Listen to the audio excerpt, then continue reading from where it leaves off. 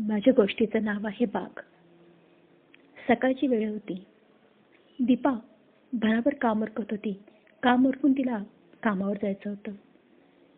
एकीकडं दूध तापवायला ठेवलं होतं, एकीकडे चहा उकळत होता, एकीकडे केलेल्या स्वयंपाकाची ती नीट झाकपाक करत होती, एकीकडं डबा भरण्याचंही काम चालू होतं. अशी अनेक कामं ती एका वेळी करण्याचा प्रयत्न करत होती. एवढ्यात बाहेरून दीपकचा आवाज आला. अगं दीपा, झालं का नाही? अहो हो हो होतच आलं, आले, एक 5 मिनिटात आले, असं म्हणत दीपाने दोघांचा डबा भरून बाजूला ठेवला.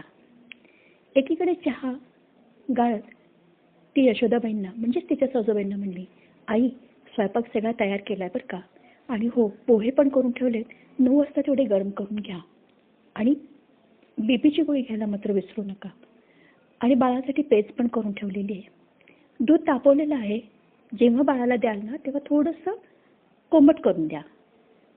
असं ती यशोदाबाईंच्याकडं बघत बघत त्यांना सांगायला लागली. यशोदाबाई सगळी तिची धावपळ बघत होत्या. त्यांना फार वाईट वाटत होतं. किती गुणाची पोर आहे ही, एवढं काम करते, बाहेर काम करते, घरात काम करते, कसली कुरकुर नाही, कसली तक्रार नाही, शिवाय आनंदाने सगळं करते.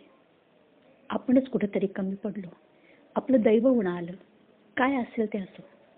चांगली आपल्या मुलाची कंपनी होती, ती कंपनी कशी बंद व्हावी आणि हिला कामाला जायची वेळ यावी, हे सगळं विचित्र नशिबातच असल्याशिवाय घडलंय का? खरंच असं व्हायला नको होतं, असं यशोदाबाईंना नेहमीप्रमाणे आताही वाटायला लागलं. पोरीची खूप धावपळ होते. या 2 महिन्यात जरा तिची तब्येतही उतरल्यासारखी वाटते. असं ते विचार करत असताना दीपाने त्यांना हाक मारली. आई, तुमच्याशी बोलते. काय झालं? काही नाही ग, विचार येतात मनात. आई, किती वेळा सांगितलं, विचार फार करायचा नाही. तुला सांगायला काय होतं की तू अशी म्हणलीस म्हणून काय विचार थांबणार आहेत का माझे?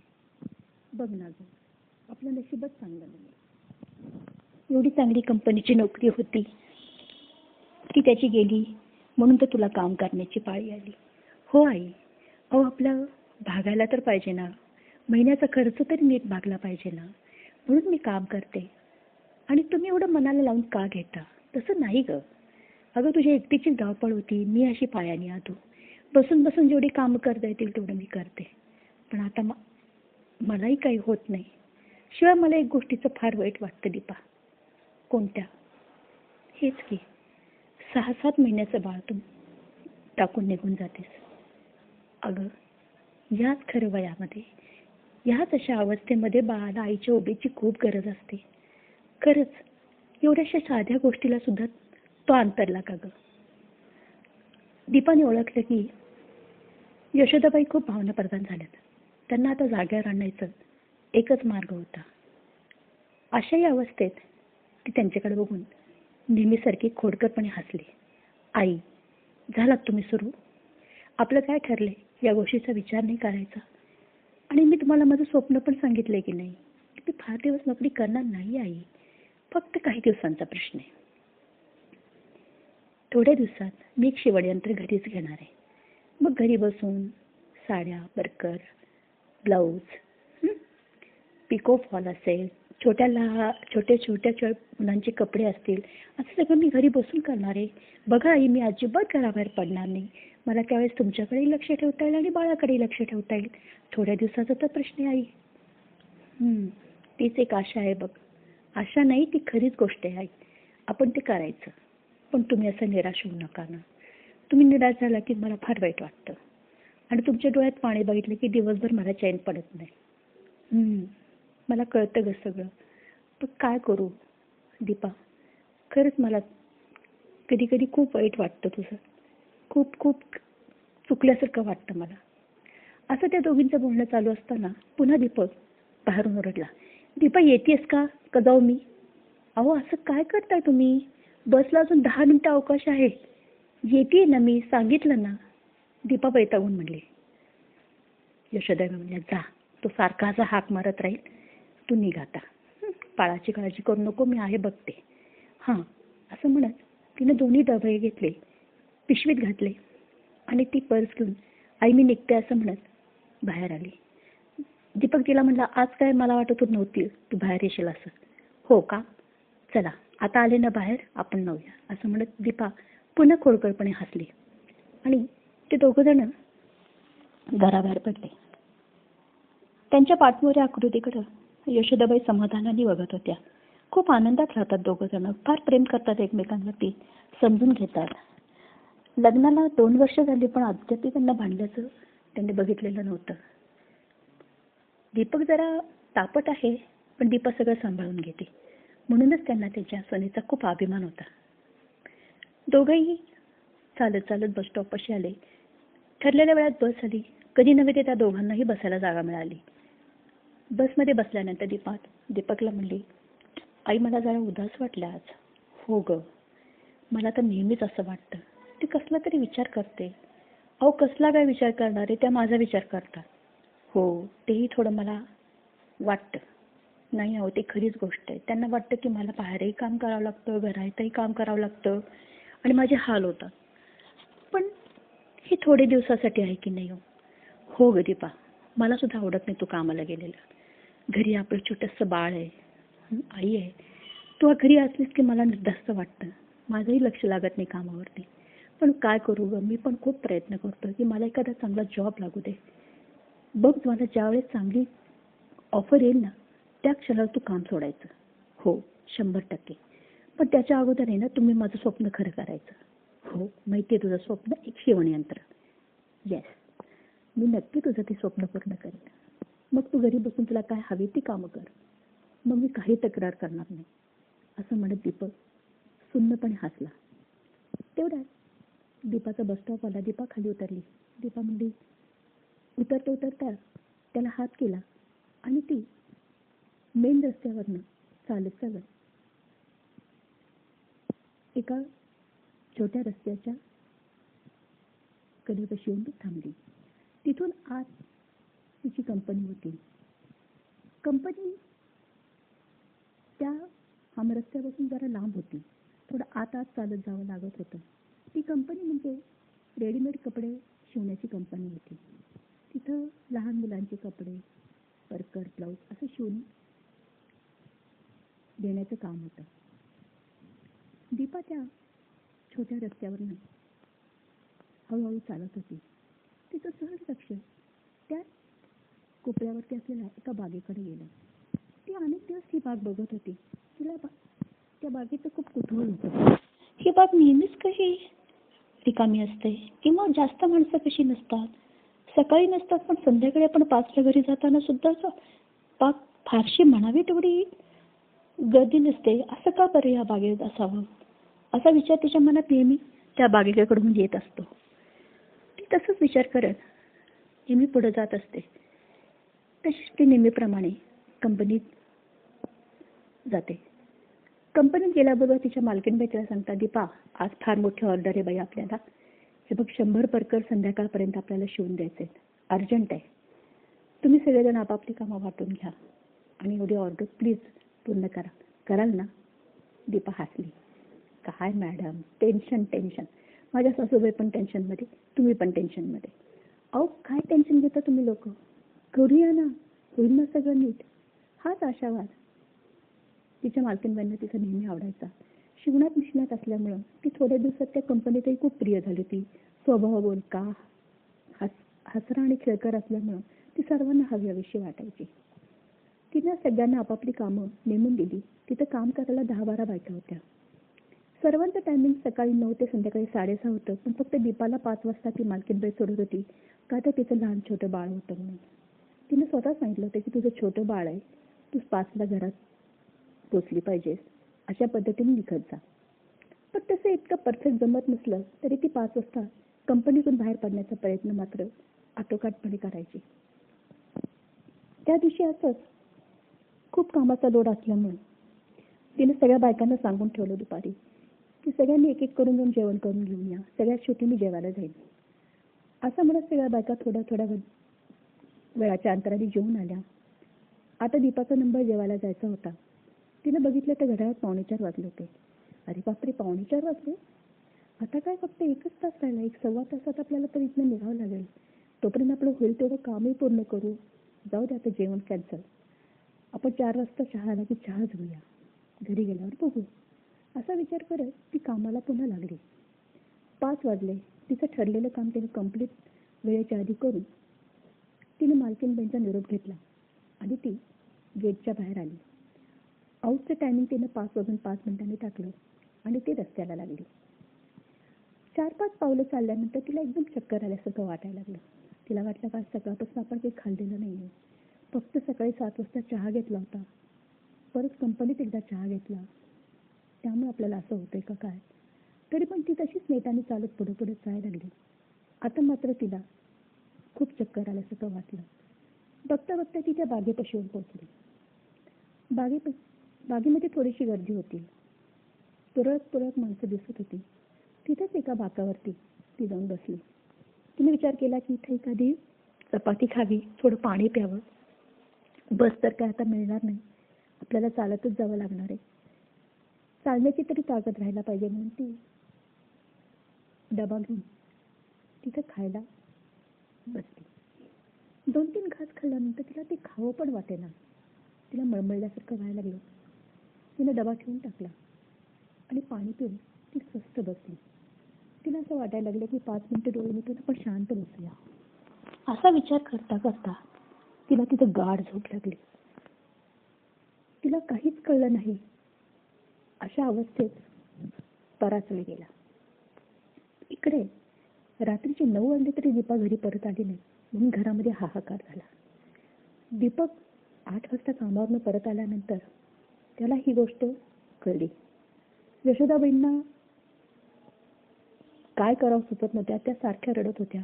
अरे एवढा वेळ झाला पोरगी कशी काय आली नाही? एरवी 6-6:30च्या आत ती घरात येते. आज बघणार आहे कसा एवढा उशीर झाला. हो ग, मी पण तोच विचार करतो. दीपा असं करत नाही कधी. आज कुठे गेली असेल? तिला काही झालं तर नसेल आई? असे ते दोघं जण आपसात चर्चा करू लागले. बरं दीपक म्हणतो, थांब बाई, मी चंद्रकांतला बोलून घेतो. चंद्रकांत त्याचा अगदी बालमित्र, घराच्या जवळच राहणार होता. त्याला बोलून घेतो. त्याच्या गाडीवरती जाऊन कंपनीत जाऊन चौकशी करतो की ती नक्की किती वाजता बाहेर पडली, का आज काही ओव्हरटाईमसाठी थांबली आहे. यशोदाबाईंना ते पटतं. चंद्रकांतला तो फोन करतो. ताबडतोब चंद्रकांत 10 मिनिटाला येतो. काय म्हणतो? वहिनी अजून आल्या नाहीत? होणार आहे. तर आपण त्यांच्या कंपनीत जाऊन बघू. दोघेही कंपनीत जातात. कंपनीत सामसूम झालेली असते. तिथं काहीच नसतं. फक्त सिक्युरिटी बसलेला असतो. तो म्हणतो मला दुपारचं जरा रेकॉर्ड बघायला मिळेल का? हो.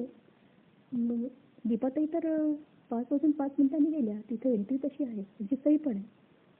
अरे बापरे, म्हणजे ती कंपनीतून 5:05 बाहेर पडली.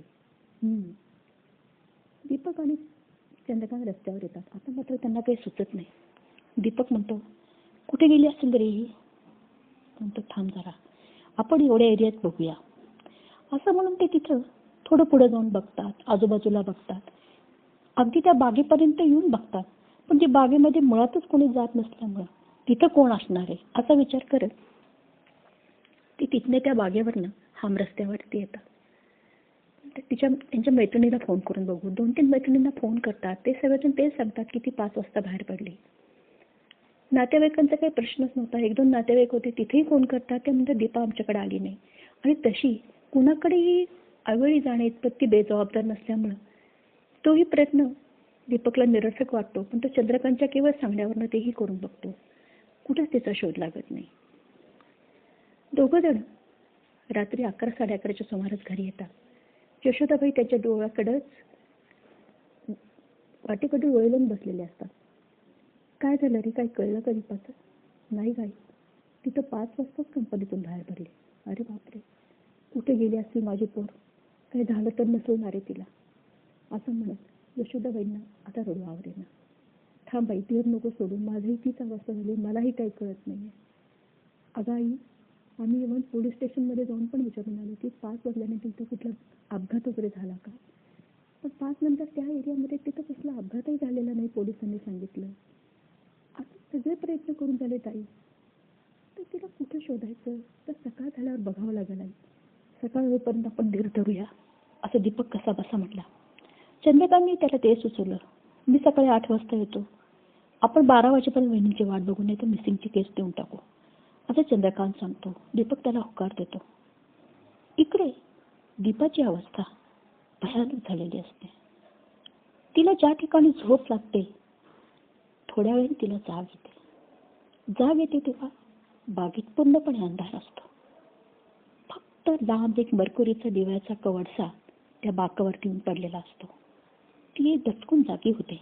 अरे बापरे, मी तर कशी काय झोपले आणि किती वाजलेत आत्ता, असं म्हणून ती पटकन मोबाईल काढून बघते तर रात्रीचे 11:15 वाजून 5 मिनिटं झालेले असतात. बापरे, मी इथं एवढा वेळ झोपले. दीपाचा स्वतःवरती विश्वासच बसत नाही. आता इथून बाहेर कसं पडायचं आणि मोबाईलचं चार्जिंग पण संपलंय, फक्त 3%. अरे बापरे, सकाळी चार्जिंग गडबडीत करायचं राहिलं. दीपाला ब्रह्मांड आठवलं. काय करावं सुचत नसलेल्या अवस्थेत ती बागेमधून बाहेर पाडायचा कुठे मार्ग मिळतो का यासाठी ती इकडे तिकडे जाऊन बघायला लागली. पण तिला कुठेही तिथं तो मार्ग दिसला नाही. तेवढ्यात ती हताशपणे परत त्या बाकावरून बसून खूप रडायला लागली. तिला काय करावं सुचत नव्हतं. तेवढ्यात तिचं लक्ष गेलं. समोरनं झाडीतून एक आकृती येताना दिसत होती. तिच्या अंगावर सरकन काटे आले. हे कोण आहे? हे भूत आहे का? का कुणी आपल्याला काही करायला आलंय? अशी तिला एक अनामी भीती वाटायला लागली. जवळजवळ जशी ती आकृती आली तसे तिनं पाहिलं की एक अतिशय वृद्ध बाई तिच्या दिशेने येत होती. ती अतिशय वृद्ध होती. तिच्या हातात काठी होती. केस पांढरे झालेले. अंगामध्ये जुना मळकट असा गाऊन होता. ती तिच्यापाशी आली आणि म्हणाली, पोरी, एवढ्या रात्री इथं काय करतेस? मग तिने सगळा घडलेला किस्सा त्या म्हातारीला सांगते. तो किस्सा ऐकून म्हातारी म्हणते, ते सगळं ठीक आहे, पण आता तू काय करणार आहेस? हे बघ, हे जे गेट आहे ना, सकाळी 6-7 शिवाय उघडणार नाही. तू आता इथे एकटी बसू नकोस. हे बघ, हे बागेच्या शेजारीच मागच्या साईडला माझी सोसायटी आहे. त्या सोसायटीत मी राहते. 3ऱ्या मजल्यावर माझं घर आहे. आत्ता 12 वाजायला आलेत. तू पहाटे 6 पर्यंत तिथंच माझ्या घरी थांब. पहाटे तुझी वेळ झाली की तू निघून जा. पण आत्ता अशी एकटी बसू नकोस. चल. तिला खूप आनंद होतो. कशी का असेना, कुठून तरी का असेना, आपल्याला मदत तर मिळाली असं तिला वाटून ती यंत्रासारखी त्या म्हातारीच्या मागं जायला लागते. तिचं घर 3ऱ्या मजल्यावर असतं. 3 मजले चढून जाताना दीपाच्या लक्षात येतं की खूप दिवस हा जिना झाडलेला नाहीये. खूप कचरा आहे. कुबट वास येतोय. ती तोंडाला पदर लावून तशीच म्हातारीच्या मागोमाग तिच्या फ्लॅटपाशी जाते. फ्लॅट उघडून बघते तर फ्लॅट आतून खूप स्वच्छ असतो. खूप जास्त वस्तू त्या फ्लॅटमध्ये नव्हत्या, पण ज्या होत्या त्या नीटनेटक्या मांडलेल्या. म्हातारी तिला एका कोचावर बसायला सांगते. म्हणते, आता तू इथं आराम कर. तुला पाणी वगैरे हवंय का? नाही, मला पाणी वगैरे नको, माझ्या बाटलीत आहे. दीपाने त्या म्हातारीला सांगितलं. मग आता एक काम कर, तू इथं आराम कर. सकाळी 6ला तू तुझ्या घरी जा. असं ती म्हातारी म्हणत दुसऱ्या खोलीत जाऊ लागते. तेवढ्यात तिला बेडरूमच्या साईडला एक म्हातारा झोपल्यासारखा दिसतो. ती सहज कुतूहलाने विचारते, आजी, हे कोण आहेत? अगं, हे माझे मिस्टर आहेत. 10 वर्ष झाले पॅरालिसिसने पडलेले आहेत. काय राहिलं नाही ग. मीच आपली त्यांची सेवा करते. आम्हाला कोणी नाही आहे बघ. आम्ही दोघंच नवरा बायको. आम्हाला काही मुलबाळ झालं नाही. आयुष्यभर एकटेच होतो, शेवटपर्यंत एकटेच. Oh sorry. नाही, सॉरी काय त्यात. तू माहिती विचारलीस ना. तू आता एक काम कर, मलाही झोप आली. तू इथे झोप, मी आतल्या खोलीत झोपते. दीपाला झोप लागणं शक्य नव्हतं असं तिला वाटत होतं. पण का कोण जाणे, इथेही सोफ्यावरती अंग टाकल्यानंतर तिला गाढ झोप लागली. पहाटे 6च्या नंतर तिला जाग आली. किंचित बाहेर उजेडत होतं. बघितलं तर ती खोली अत्यंत अस्ताव्यस्त होती. रात्रीचं सामान सगळं निघून गेल्यासारखं दिसत होतं. त्या खोलीत तो म्हाताराही दिसत नव्हता. त्या आजी पण दिसत नव्हत्या. दीपा गोंधळली. आपण कालचं रात्री बघितलेलं सत्य का आत्ताचं सत्य? तिला काही केल्या कळेना. तिने ओळखले की आपण काहीतरी विचित्र परिस्थितीत अडकलोय. आता इथून सुटका केली पाहिजे असं म्हणून ती परत घेऊन दाराच्या दिशेला धावते. त्याच वेळेस ती म्हातारी त्या दारात उभं राहिलेली तिला दिसते. कुठं पळून जातेस ग? आता जायचं नाही कुठं. खूप वर्ष झाले या घरामध्ये आम्ही खूप वाट बघत होतो. आम्ही दोघंच्या दोघं. तिसरं कोणीच नव्हतं. आणायचं तू आता माझी पाहुणी झालीस ना, आता इथंच राहायचं तू. म्हातारीचं ते विकट रूप बघून दीपा निकषकांत हादरते. अरे बापरे, म्हणजे ही कोण आहे? भूत, पिशाच, डाकीण कोण? असं म्हणत धाडकन दार लावलं जातं. दीपा आतमध्ये अडकली जाते. ती खूप ओरडाआरडा करते, मला वाचवा वाचवा, पण तिचा आवाज बाहेर जाणं शक्यच नसतं. एका विचित्र परिस्थितीत दीपा अडकते. असा तिचा ओरडाआरडा चालू असतो. एवढ्यात ती मागवून बघते तर ते घर पुन्हा व्यवस्थित झालेलं असतं. कालच्या सारख्याच वस्तू सगळ्या मांडून ठेवलेल्या असतात. तो म्हातारा निश्चित तिथंच पडलेला असतो. ती म्हातारी आतून काहीतरी घेऊन येताना दिसते. हा सगळा काय प्रकार आहे? तिला चक्रवल्यासारखं होतं. आता काय करायचं असा विचार करत ती त्या सोफ्यावर मटकन खाली बसते. पुढे असे किती दिवस जातात हे तिला कळत नाही. कारण क्षणात तिथं अस्ताव्यस्तपणा, क्षणात नीटनेटकेपणा, क्षणात ते म्हातारी कुठं जायचे, कुठून परत यायचे, येताना बंद दरवाजातून ते आत यायचे, हे सगळं विचित्र घटना ती रोजच्या रोज बघत होती.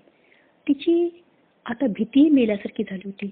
जणू काय तिला त्या सगळ्या गोष्टीची हळूहळू सवय व्हायला लागली होती. पण हा काळ किती गेला हे काय तिच्या लक्षात येत नव्हतं.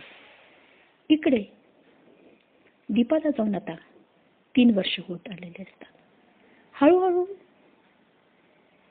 यशोदाबाई आणि दीपक समजून चुकतात की दीपाचा नक्कीच काहीतरी घातपात झालाय आणि ती हे जग सोडून निघून गेली असेल. दीपक मोठं फोटो तिचा तयार करून त्याला चंदनाचा हार घालून रोज त्याची पूजा करत असतो. तिला हळदी कुंकू वाहून तिच्यासमोर प्रसाद ठेवल्याशिवाय तो चहाचा घोटही घेत नसे. असंच तो एक दिवशी पूजा करून आईकडे वळून बघू बघतो. आई, बघता बघता 3 वर्ष झाली. आपलं बाळ पण 3 वर्षाचं झालं. अजूनही दीपाचा पत्ता लागला नाही. आता कसला पत्ता रे? सोडून गेली रे ती, आपल्याला सोडून गेली. हो, आता हेच म्हणायचं. आई, मी तुला वचन देतो, मी या बाळाकडे बघून राहिलं आयुष्य जगेन. हीच दीपाला श्रद्धांजली माझ्यातर्फे. हो, अजून एक गोष्ट मी तुला सांगते. यशोदाबाई निश्चयाने म्हणल्या, या घरात दीपाची जागा कोणी घेतलेली मलाही चालणार नाही. तिची जागा रिकामी येणार रे, ती रिकामीच राहू दे. पण ती जागा भरण्याचा प्रयत्न कधीही तू करू नकोस. नाही आई, मी तुला वचन देतो, मी दुसरं लग्न कधीच करणार नाही. असा दीपक यशोदाबाईंना म्हणतो. इकडे असं रोजचं जीवन त्यांचं चालू असतं. तिकडे ती तशा परिस्थितीत अडकून बसलेली असते. पण एके दिवशी चमत्कार होतो. एके दिवशी सकाळी बघते तो दरवाजा सताड उघडा झालेला तिला दिसतो. दीपा ओळखते आता ही नामी संधी आहे आपल्याला इथून पळून जाण्याची. ती तिथनं पळत सुटते. 3 मजलीतून खाली येते, खाली पळतून बोळात येते, बोळातून हम रस्त्यावर येते. आता तिला वाटतं की आपला पाठला कोणी करू शकणार नाही. तिथपासून ती घरापर्यंत पळत पळत पळत सुटते आणि घराच्या दरवाजापाशी येऊनच ती खाली मटकन घराच्या पायरीवर बसते. समोर बघते तर तिचा मोठा फोटो केलेला असतो. त्याला चंदनाचा हार घातलेला असतो. नुकतीच पूजा केल्यासारखी तो फोटो दिसत असतो. तिला खूप वाईट वाटतं. तिला वाटतं, अरे रे, हे लोक आपण गेलो असं समजतायत, पण आज ह्यांना आपल्याला बघून खूप आनंद होईल. ती सासूबाईंना हाक मारण्याचा प्रयत्न करते. आई असा हाक मारते, पण तिचा आवाज तिला सुद्धा ऐकू येत नसतो. इतकी ती अशक्त झालेली असते. तिची अवस्था खूप वाईट झालेली असते. केस खूप पिंजारलेल्या अवस्थेत, हातपायांच्या काड्या, साडी फाटलेली, अशा विचित्र अवस्थेत ती त्या घरापर्यंत आलेली असते. यशोदाबाईंना आतमध्ये काहीतरी बाहेर चाहूल आल्याचा आवाज येतो. त्याहून बघतात तर एक बाई दारात बसलेली. आधी तर त्या खरं तर ओळखत नाही. त्या म्हणतात, कोण ग तू? अशी का बसलीस माझ्या दारात? असं म्हणल्यानंतर दीपा त्यांच्याकडे बघून म्हणते, आई, मी दीपा. दीपा तू? यशोदाबाईंच्या आश्चर्याला पारावर ओरत नाही. त्यांच्या तोंडातून शब्द फुटत नाही. त्या तिला तशाच बघत बसतात. त्याला त्यांना दीपकला हाक मारायचं सुद्धा भान राहत नाही. हा सगळा गोंधळ बाहेर काय चाललाय असं बघण्यासाठी दीपक बाहेर येतो. पाहतो तर दीपा दारात बसलेली. तिची ती अवस्था बघून दीपक नखशिखांत हादरतो. दोघंजण मिळून तिला घरात आणतात. यशोदाबाई तिला व्यवस्थित नवमाखू घालतात. स्वच्छ साडी नेसायला देतात. पण पाहतात तर तिच्या अंगात फणफणून ताप भरलेला असतो. ती अनेक दिवसाची उपाशी असते. तिच्या अंगातलं रक्त आणि पाणी दोन्ही कमी झालेलं असतं. ताबडतोब तो डॉक्टरना बोलून आणतो आणि म्हणतो की हिची अशी अवस्था झालेली आहे. डॉक्टर म्हणतात की हिची अवस्था सिरियसच आहे. खरं तर ॲडमिट करण्यासारखं आहे, पण आम्ही सुरुवातीला काही औषधं देतो. ती औषधं द्या. त्यांना वेळेवर खाऊ पिऊ घाला. पाणी वेळेवरती द्या. त्यांच्या शरीरातलं रक्त आणि पाणी दोन्ही कमी झालंय. दोघंजणी डॉक्टरांचं ते म्हणणं मान्य करतात. त्यानंतरचे 2-3 दिवस ते कंटिन्यू तिच्या सुश्रुतीमध्येच असतात. दीपाला मधून जाग येत असते. मधून ती बेशुद्ध पडत असते. अशा विचित्र अवस्थेत असल्यामुळं तिच्या बाबतीत नक्की काय घडलं हा प्रश्न विचारायचाच राहून जात असतो. एके दिवशी सकाळी दीपक तिच्या शेजारी बसतो. म्हणतो, दीपा आता कसं वाटतंय सांग. यशोदाबाई पण तिच्या पायाशी येऊन बसतात. आता सांग म्हणतात, नक्की काय झालं त्या दिवशी. असं सगळं त्यांचं बोलणं चालू असताना दीपकचा मित्र चंद्रकांतही येतो. त्यालाही उत्सुकता असते की काय झालंय, कारण 2-3 दिवस तोही खूप धावपळ करत असतो. पण तोच सगळ्यांना बजावतो की आता त्यांना काय विचारू नका, त्या मानसिक धक्क्यामध्ये. त्याहून जेव्हा काही सांगतात तेव्हाच आपण ऐकूया. आता आल्यात ना त्या आपल्यात, आपण थोडा धीर धरूया. मग असं सगळ्यांनी विचारल्यानंतर दीपा त्यांना आपल्या बाबतीत जे घडलेला किस्सा आहे तो सांगते. त्यांचा विश्वासच बसत नाही. ते म्हणतात, काय असं झालं. ते अगदी आता शब्द खरा आहे. अजूनही ती सोसायटी तिथं आहे. अजूनही 3रा मजला तिथं आहे. फ्लॅटही तिथं आहे. चंद्रकांत म्हणतो, वहिनी तुम्हाला काहीतरी भ्रम झालाय. तुम्ही कुठेतरी पडला असाल किंवा रस्त्याच्या कडेलाच असाल. हे असं होणं शक्य नाही. कारण ह्या जगामध्ये भूत खेळ या गोष्टी काल्पनिक आहेत. ती नाही भाऊजी, मी सांगते ते अक्षर खरं आहे. खरंच ते तसं घडलंय. माझ्या बाबतीत झालंय. दीपकला काय सुचत नसतं. त्याचा क्षणभर दीपावर विश्वास बसतो कधी नाही बसतो अशा मनस्थितीत तो जातो. यशोदाबाई मात्र एक म्हणतात, जाऊ दे, जे काय असेल ते असेल. आता तो विषय ह्या घरामध्ये नको. आता तू आलीस ना सुखरू, त्या जाळामधून तुझी सुटका झाली ना, आता तो विषय नको. आता ती आठवणी पण नको. आता तू इथे स्वस्थपणे शांतपणे आराम करायचा. कुठेही घराबाहेर जायचं नाही. मला सांगितल्याशिवाय, मला बरोबर घेतल्याशिवाय कुठेही जायचं नाही. मी किंवा दीपक बरोबर असल्याशिवाय तू काही करायचं नाही, याचं वचन मला दे. दीपक सगळ्यांच्याकडे आश्चर्याने बघत असतो. तोही तिच्याकडनं वचन देतो, तीही वचन देते. असे 2-3 दिवस असेच जातात. एके दिवशी संध्याकाळी 5 वाजल्यापासूनच खूप अंधारून येतं. अवेळीच पाऊस पडणार असं वाटायला लागतं आणि खरंच धो पावसाला सुरुवात होते. दीपाचं इकडं थोडं जास्त झालेलं असतं. डॉक्टरांनी तिला अजून 2-3 तास वाट बघा, नाही तर ॲडमिट करा असा सल्ला देऊन डॉक्टरही गेलेले असतात. तिला विचित्र धाप लागलेली असते. यशोदाबाई खूप काळजीत असतात. दीपकही असतो. चंद्रकांतही विचार करत असतो की आपण आता काहीतरी हालचाल केली पाहिजे. वहिनींना लवकरात लवकर दवाखान्यात नेलं पाहिजे. काही असू दे असं सगळं ते विचार करत असतात. आणि खरंच 7-7:30ला दीपाला खूप मोठी धाप लागते. आता मात्र घरात थांबण्यात अर्थ नाही असं समजून ते ताबडतोब तिला हलवण्याची तयारी करायला लागतात. बाहेर पाऊस मी म्हणत असतो. चंद्रकांत ॲम्ब्युलन्स आणायला जातो. दीपक तिचे कपडे, तिचे काही लागणाऱ्या वस्तूसाठी बॅग भरत असतो. यशोदाबाई बाळाला घेऊन एका बाजूला बसून तिच्या उशाशी बसलेल्या असतात. तेवढ्यात दीपा उठून उभी राहते. इतके दिवस झोपलेली दीपा अचानक उभी राहिलेली बघून त्यांना खूप आश्चर्य वाटतं. अगं दीपा झोप, तुला त्रास होईल असं म्हणत ते दोघंही तिला झोपवतात. ती पुन्हा झोपते. तिला दारात कोण दिसल्यासारखं असे तिच्या चेहऱ्यावरचे हावभाव असतात, पण ती बोलू शकत नाही. मग तिला ॲडमिट करण्यात येतं. ॲडमिट केल्यानंतर 15 दिवसांनी तिला घरी आणलं जातं. त्यात तिला आता चांगलं बरं वाटायला लागतं. थोडंफार मागच्या सगळ्या घटनांमधून ती थोडी सावरल्यासारखी दिसत असते. अंगात थोडीफार ताकद आलेली असते. तिच्या चेहऱ्यावरती पुन्हा पूर्वीची रौनक दिसायला हळूहळू सुरुवात झालेली असते. दीपक विचार करतो, जाऊ दे, जे घडलं ते घडलं. आपली दीपा परत आली, आपलं सगळं घर आता व्यवस्थित झालं, हाच एक मोठा आनंद आपल्याला आहे. पण एके दिवशी चंद्रकांत संध्याकाळचा त्यांच्या घरी येतो आणि म्हणतो, वहिनी, तुम्ही ही जी काही कथा सांगितली, जी काही गोष्ट आता सांगितली, ती खरंही आहे, असेल आहे, पण माझा ह्याच्यावरती विश्वास बसत नाही. जर का तुम्ही ती सोसायटी बघितली आहे, ते घर बघितलेलं आहे, तर आम्हाला दाखवा की. दीपकलाही खरं तर हे विचार येत असतात मनात. त्यालाही उत्सुकता असते की एकदा जाऊन ती सोसायटी बघावी. यशोदाबाई म्हणतात, तुम्हाला काय अवदसा आठवली आता? कशाला तिथे तेच विषय काढताय? पण दोघंही ऐकत नाही.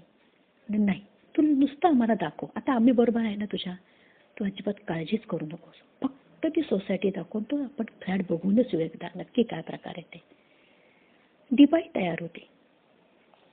तिघंजण संध्याकाळच्याच वेळेला मुद्दाम निघतात. का तर दिवसभर त्या फ्लॅटमध्ये फारशी हालचाल दिसलेली दीपाने एवढ्या दिवसात पाहिलेली नसते. म्हणून संध्याकाळी 7:30-8 नंतर ते तिकडे जायला निघतात. अंधार असतो. पुढे चंद्रकांत, मध्ये दीपा, मागे दीपक, असे तिघंजण जिना चढून 3ऱ्या मजल्यावर जातात. फ्लॅट्सपाशी जातात. दरवाजा उघडतात. तसं त्या खोली अतिशय मळकट, तिला जशी नेहमी दिसत असते तशी असते. ती म्हणते, आता ही खोली अशी दिसते ना, याचा अर्थ ती म्हातारी आणि म्हातारा आता घरात नाही आहेत. हो का? असं पण? हो, कारण ते जेव्हा असायचे तेव्हाच हे घर नीटनेटकं असायचं. ते जेव्हा इथनं कुठनं तरी निघून जायचे तेव्हा हे घर अस्ताव्यस्त व्हायचं. हे मी खूप दिवस बघितले ती, असं ती दीपा सांगते. अशी त्यांची चर्चा चालू असताना पूर्ण फ्लॅट ते फिरून येतात. खूप अस्ताव्यस्त, खूप घाणेरडा, खूप कुबट वास, सगळीकडे जाळ्या वगैरे अशा अवस्थेतला तो फ्लॅट बघून चंद्रकांत म्हणतो, नाही वहिनी, तुम्ही बोलला ते खरं आहे.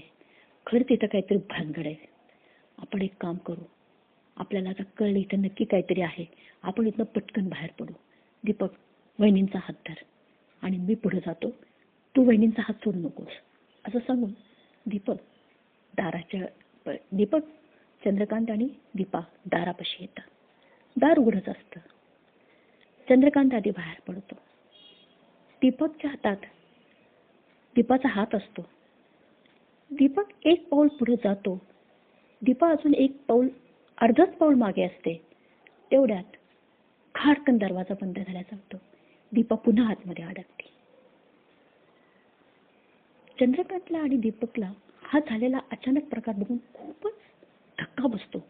ते दारावरती थाप मारत होत्या. दीपाच्या आतून काहीच आवाज येत नाही. खूप वेळ दार बडवल्यानंतरही काही प्रतिसाद येत नाही. दीपकच्या हातातून रक्ताच्या धारा लागतात, तरी पण तो दार वाजवत राहतो. पण आतमध्ये ते दार इतकं पक्क बसलेलं असतं आणि दीपाचा आवाजही येत नाही. असे 2 तास जातात. ते दोघंजण अंधारात तिथंच उभे राहतात. चंद्रकांत म्हणतो, दीपक, मला माफ करा रे, काय अवदसा आठवली मला. उघडच आलो का रे आपण? त्या बाईंनी पुन्हा वहिनींना आतमध्ये घेतलं का रे? आपल्याला सोडलं. आता आपण आत कसं जायचं? मी दरवाजा तोडतो. पण तिथं दरवाजा तोडण्यासाठी तसं साधनही नसतं. तरी पण दोघंजण आटोकाट प्रयत्न करतात. पण त्या दोघांना खूप मुका मार लागतो. पण तो दरवाजा आतून गच्च बंद, काही उघडलेला नसतो. दोघांना अतिशय पश्चाताप झालेल्या अवस्थेत ते खाली येतात. खाली काय मदत मिळते का ह्याचा विचार करण्यासाठी, रस्त्यावरच्या लोकांना बोलून काहीतरी मार्ग काढण्यासाठी ते खाली येतात. त्याच वेळेस दीपकचं लक्ष वरती जातं. तर त्या फ्लॅटच्या बाल्कनीमध्ये ती म्हातारा आणि दीपा तिघही मोठमोठ्यांदा हसत रस्त्याकडे बघत असतात.